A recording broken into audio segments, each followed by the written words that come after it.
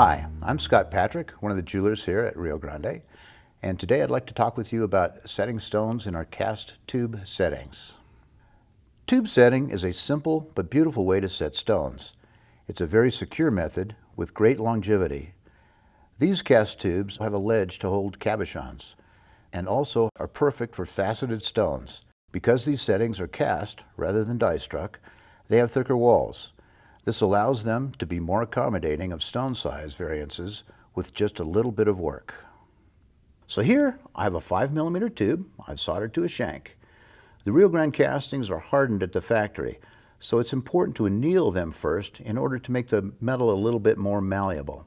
An easy way to do that, of course, is to quench them quickly after soldering. Now a 5mm stone can vary in size plus or minus 0.2 of a millimeter. If the stone is smaller, then you'll need to file the outside wall in order to make it easier to move the metal. If the stone is larger, then you'll want to burr out more of the inner diameter of the tube to accommodate the stone. So I'm going to use my calipers, measure my stone first. It looks like it's 5mm, and our setting burr also 5mm. To cut the seat, I'm going to hold the ring in my GRS ring clamp system. I'm going to apply a little bit of burr life. This will help reduce chatter, helps extend the tool life. Now we'll put our burr in and take note of how much of the burr is sticking out so we can gauge how deep we need to cut. The burr should stay perpendicular to the setting, and we're going to go at a slow speed. Slow is always a little better in this situation. And I think we're ready to cut our seat.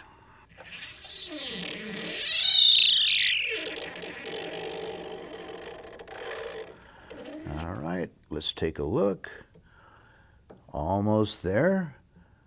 All righty, let's go just last bit like so.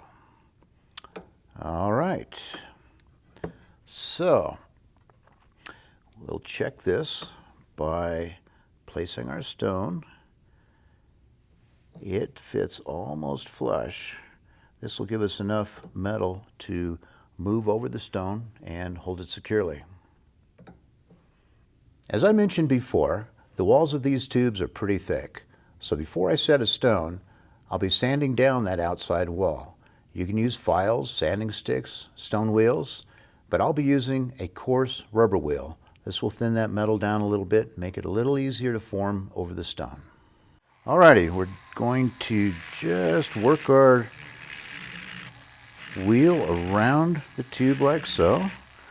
We don't need to go in too deep and don't need to go down too far on the tube. We're just trying to weaken that upper wall a little bit, make it a little bit easier to set. Let's take a look. Maybe just a little bit more. If you're hand burnishing this, or depending upon how you're setting this stone, you may want to go a little thinner or a little thicker. All right, I think we're looking good here. And we can use a coarse wheel because right after this we're going to hammer it. And so it's not going to have a fine finish after that at any rate. Now we're ready to set. I'll be using a hammer handpiece in my flex shaft. You could also use a punch from our master stone setting system. Let's put our stone in and get ready to set. And we want to make sure that our stone is level, and notice it's almost flush with the top. This will give us plenty of metal to move over. As we set, we'll be holding our hammer at about a 45-degree angle. I'm going to tack this in at about 12 o'clock and 6 o'clock and 3 o'clock and 9 o'clock. Then we'll fill in the spaces in between, making sure that we keep our hammer very perpendicular to the edge of this tube. Now I'm going to have to hold this in.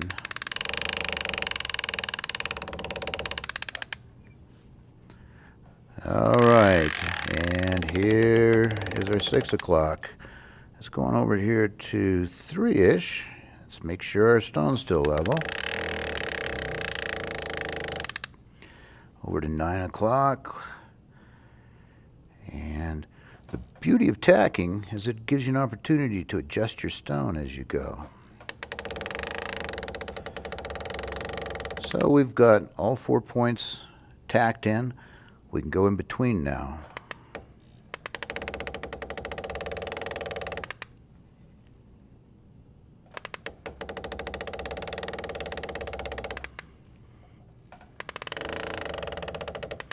At this point, we're pretty well tacked. Stone is almost secured, so we can just go around the stone, keeping perpendicular to the tube setting bezel and also the edge here, and use a slow to medium speed.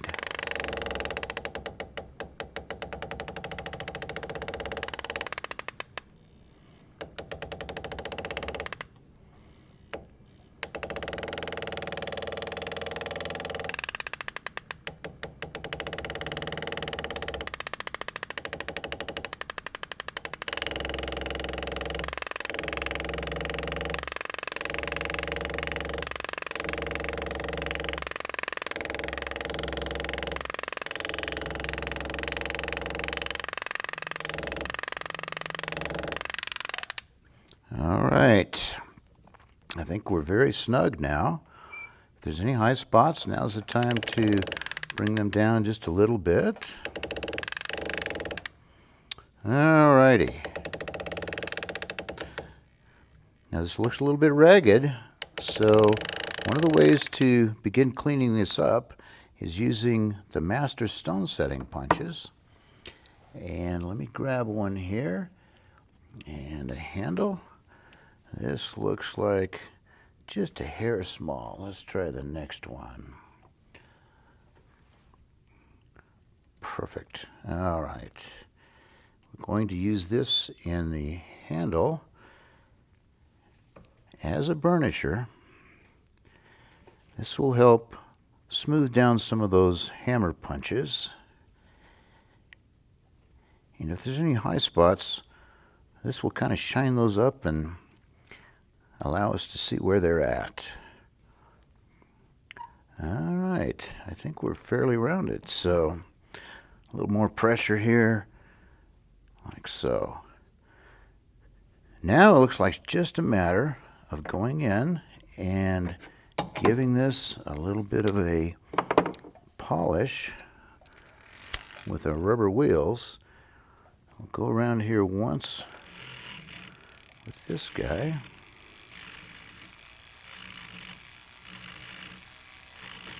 And then we can go down to a medium grit wheel. And that is going to bring that finish a little closer to done.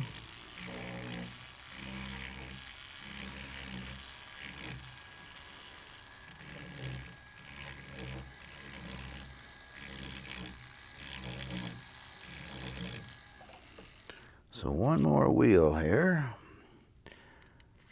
This one happens to be a knife edge. And I can kind of see where I'm at with this. It's easy to hold at a consistent angle.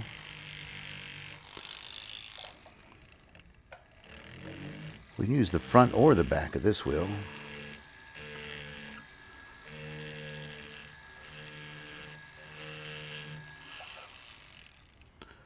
All right, I think a final polish on a buffing wheel, and we'll have this one done. Now, one of the other great benefits of the cast tube settings is that it's formed with a ledge to easily hold a cabochon in place. Simply glue it in using a strong adhesive like 5-minute epoxy or Zap-A-Gap. Drop the cab into place and let it dry. This is great for light-duty jewelry like earrings and pendants. This Rio Grande cast tube is a wonderful setting to securely hold your beautiful stones. For more information, give us a call or visit us at riogrande.com. Thanks.